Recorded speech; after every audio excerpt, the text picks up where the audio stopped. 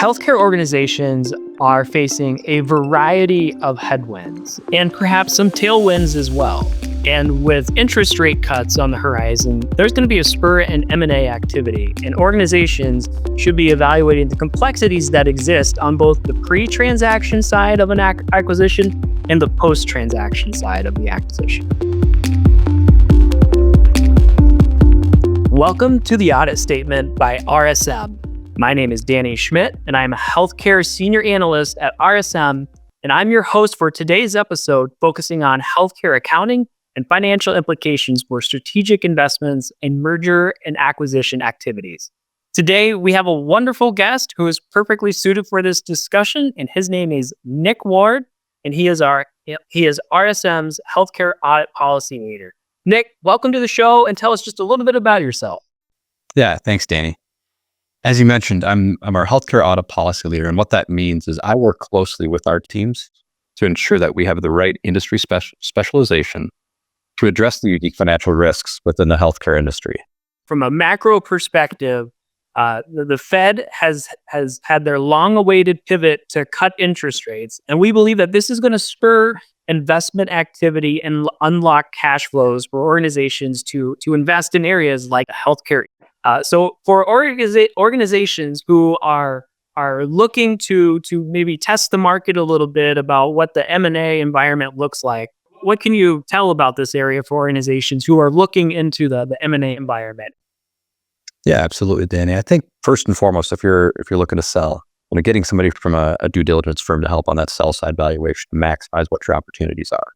But operationally, looking at your fixed asset schedules, looking at your contracts, looking at inventory, looking at leases, not only from a process and procedure standpoint of how your organization operates and accounts for those transactions throughout a regular basis, but thinking about how you can get that schedule ready for your due diligence, getting your fixed assets disposals cleaned up ahead of time.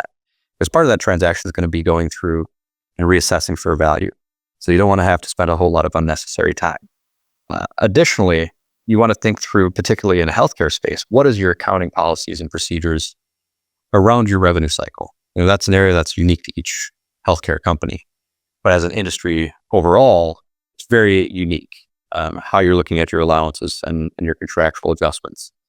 So to ensure that you've got those policies and procedures documented with a clear understanding. So as you go into a sell side of the transaction, you really are able to have 1 foot ahead to go through and make that transition as smooth as possible. Let's pivot a little bit to the post-acquisition.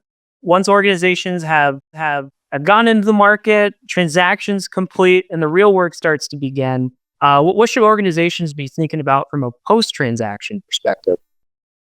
Yeah, post-transaction, that's where really your accountants are going to get all into the weeds of everything. Going through, and you think of the amount of documents that are going to be in your closing binders on those transactions between legal contracts, equity agreements, incentive units that might be issued.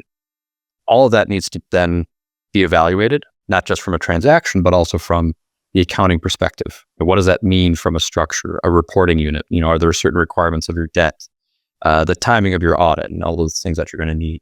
Yeah. Picking up the phone at the last minute is probably not the best approach when communicating with your trusted advisors in this area. And so communicate early and communicate often. And that's due to time is money, and the cost to do business is substantially more expensive now than when it was 4 years ago, 8 years ago. We're in a higher for longer operating environment. And so using your advisors to help in these areas, that way organizations can focus on the key strategic priorities of their organization to really focus on optimizing, enhancing their enterprise value. So Nick, thanks for the time. We're looking forward to see what's to come in this area of the healthcare ecosystem. And thank you for joining RSM's The Audit Statement. Thanks, Danny.